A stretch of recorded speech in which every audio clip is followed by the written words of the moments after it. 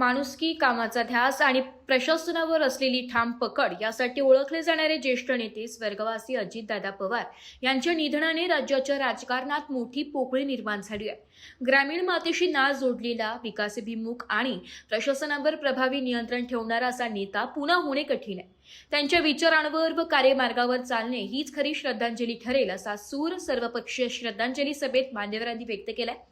स्वर्गवासी अजित पवार यांना श्रद्धांजली अर्पण करण्यासाठी सोमवारी 2 जानेवारी रोजी नाशिक येथील कालिदास कला मंदिरात सर्वपक्षीय श्रद्धांजली सभेचे आयोजन करण्यात आले होते. या सभेत राजकीय, प्रशासकीय तसेच सामाजिक क्षेत्रातील मान्यवरांनी आपल्या भावना व्यक्त केल्या. अन्न व नागरी पुरवठा मंत्री छगन भुजबळ यांनी माझ्या 60 वर्षांच्या राजकीय जीवनात असा भयानक अपघात प्रथमच पाहतोय. दादांनी लहानपणापासून संघर्ष केला. अनेक संकटांच्या काळात त्यांनी आम्हाला भक्कम साथ दिली. वसंतदादानंतर राज्याला अजितदादा कायम लक्षात राहतील असा शब्दात त्यांच्या कार्याचा गौरव केलाय. अन्न औषध प्रशासन मंत्री नरहरी झिरवाळ यांनी दादांची शिस्त, वेळेचे काटेकोर नियोजन आणि कामाची तळमळ अधोरेखित करत 1 मिनिटही वाया न घालवणारा नेता आज आपल्यातून गेलाय. आपण पोरकी झालो आहोत असे भावनिक उद्गार काढले. माजी मंत्री माणिकराव कोकाटे यांनी आजही दादा काम करत असतील असेच वाटते. अजातशत्रू असे त्यांचे व्यक्तिमत्व होते असे त्यांनी सांगितले. आमदार दिलीप बडकर यांनी दादांच्या प्रशासनावरील कमांडचा उल्लेख करत विकासाचे काम असेल तर कोणताही कार्यकर्ता कधीच रिकाम्या हाताने परत गेला नाही असे नमूद केले. आमदार सरोज अहिरे यांनी दादांच्या सकारात्मक दृष्टिकोनाचा उल्लेख करत त्यांची उणीव कायम असेल असे सांगितले. आमदार देवयानी फरंदे यांनी जिल्हा परिषदेच्या नव्या इमारतीला स्वर्गवासी अजितदादा पवार यांचे नाव देण्याचा प्रस्ताव मांडला.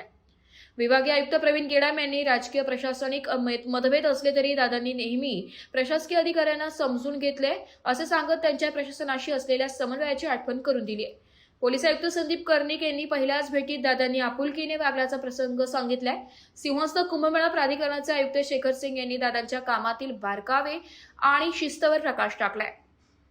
आदिवासी आयुक्त लीना बनसोड यांनी आदिवासी धान उत्पादक शेतकऱ्यांसाठी दादांनी घेतलेल्या निर्णयांची आठवण करून देत आदल्या दिवशी घेतलेले शेतकरी हिताचा निर्णय कदाचित त्यांची शेवटची फाईल असेल असे भावनिकपणे सांगितले. यावेळी माजी आमदार दीपका चव्हाण, शिंदे गटनेते अजय बोरस्ते, भाजप शहराध्यक्ष सुनील केदार यांच्यासह विविध पक्षांचे पदाधिकारी, प्रशासकीय अधिकारी आणि नागरिक मोठ्या संख्येने उपस्थित होते. दरम्यान सुनेत्र पवार यांच्या पदाबाबत सुरू असलेल्या चर्चांवर प्रतिक्रिया देताना छगन भुजबळ म्हणाले की हा निर्णय कुटुंबाशी चर्चा करूनच घेण्यात आलाय. त्यांच्या नावावर आमचे एकमत होते, कारण विचारांची इतकी घाई कशासाठी? येत्या काही दिवसात सर्व बाबी स्पष्ट होतील. सध्या या विषयांवर चर्चा थांबावी असे आवाहन त्यांनी केलंय. वृत्तसंकलन विभाग, एबी न्यूज, नाशिक.